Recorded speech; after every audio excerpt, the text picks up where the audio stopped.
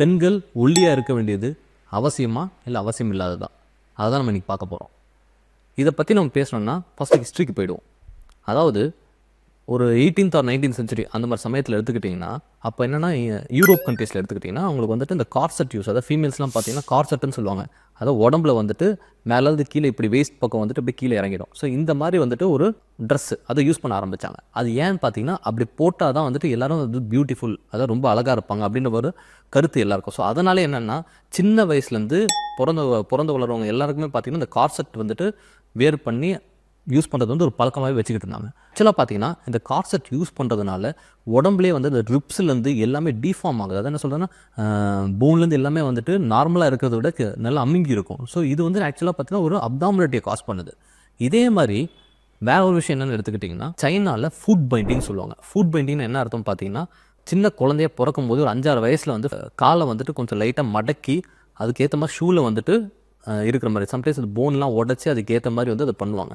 So இது பண்ணும்போது என்னன்னா அந்த மாதிரி அந்த கால் வந்துட்டு அந்த ஷூக்குள்ளே போகும்போது அது ஒரு அழகாக கன்சிடர் பண்ணாங்க. ஏன்னா அவங்க வந்து டோலே வாக் பண்ணுவாங்க, அது வந்துட்டு ஒரு அழகுன்ற மாதிரி சைனாவில் கன்சிடர் பண்ண ஆரம்பித்தாங்க. ஆக்சுவலாக பார்த்தீங்கன்னா இதுவே வந்துட்டு ஒரு டிஃபார்மிட்டியை காஸ் பண்ணும்.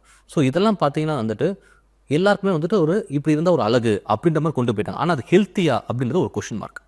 அதே மாதிரி தான் இப்போ பார்த்தீங்கன்னா மீடியானால அதான் என்ன சொன்னால் ஒரு சினிமா எந்த ஒரு இடத்துல எடுத்தாலும் சரி ஒரு பெண்ணாக வந்துட்டு லீனாக இருக்கணும் அப்படின்ற ஒரு கான்செப்டை கொண்டு வந்துட்டாங்க. ஸோ அதனால் எல்லாருக்குமே அந்த லீன் அந்த பாடிக்கு வந்துட்டு போயிட்டே இருக்க வேண்டியது இருக்குது. அது ஃபஸ்ட்டு வந்து லீனாக வேணுமா இல்லை ஹெல்த்தியாக வேணுமா, அதுதான் இங்கே ரொம்ப முக்கியமான விஷயம். ஸோ நிறைய பெண்கள் என்ன பண்ணுறாங்க பார்த்தீங்கன்னா இந்த ஒரு விஷயத்துக்காக அவங்க வந்துட்டு லீனாக இருக்கணும் அப்படின்ற காரணத்துக்காக ஃபுட்டை வந்துட்டு நிறைய அவாய்ட் பண்ணுறாங்க. அது நம்ம உடம்புக்கு ப்ரோட்டீன் இன்டேக் ரொம்ப அவசியமான விஷயம். ப்ரோட்டீன்லேருந்து எல்லாத்தையும் அவாய்ட் பண்ணிட்டு நம்ம லீனாக இருக்கணும் அப்படின்னு நினச்சா மசில் வேஸ்டிங் தான் நடக்கும். அட் லாஸ்ட் பார்த்தீங்கன்னா வந்துட்டு உடம்புக்கு கெடுதல் தான் ஏற்படும், அன்ஹெல்த்தியாக இருப்பீங்க, நம்மளுடைய லாங்கிவிட்டி வந்து கம்மியாயிடும். முதல்ல எல்லாரும் புரிஞ்சுக்க வேண்டிய ஒரு விஷயம் என்ன அப்படின்னு கேட்டிங்கன்னா இந்த மீடியாவோட பப்ளிசிட்டினால தான் இந்த லீன் பாடி, அதை என்ன சொல்ல சினிமாவில் பார்க்குறது இதனால தான் வந்துட்டு எல்லாருக்கும் இந்த லீன் பாடின்ற ஒரு இது ஃபேமஸாக இருக்குது. ஆக்சுவலாக நம்ம பாடி ஹெல்த்தியாக இருக்கணும். ஹெல்த்தியாக இருக்கிறது நம்ம எப்படி மெயின்டைன் பண்ணுறது அப்படின்னு கேட்டிங்கன்னா அடிக்குவேட்டாக ப்ரோட்டீன்லேருந்து ஃபேட்லேருந்து எல்லாமே கரெக்டாக எடுத்துக்கிட்டு அதுக்கேற்ற மாதிரி டெய்லி ஜிம்முக்கு போயிட்டு நம்மளுடைய உடம்பை வந்துட்டு கரெக்டாக வச்சுக்கிறது ரொம்ப முக்கியமான விஷயம்.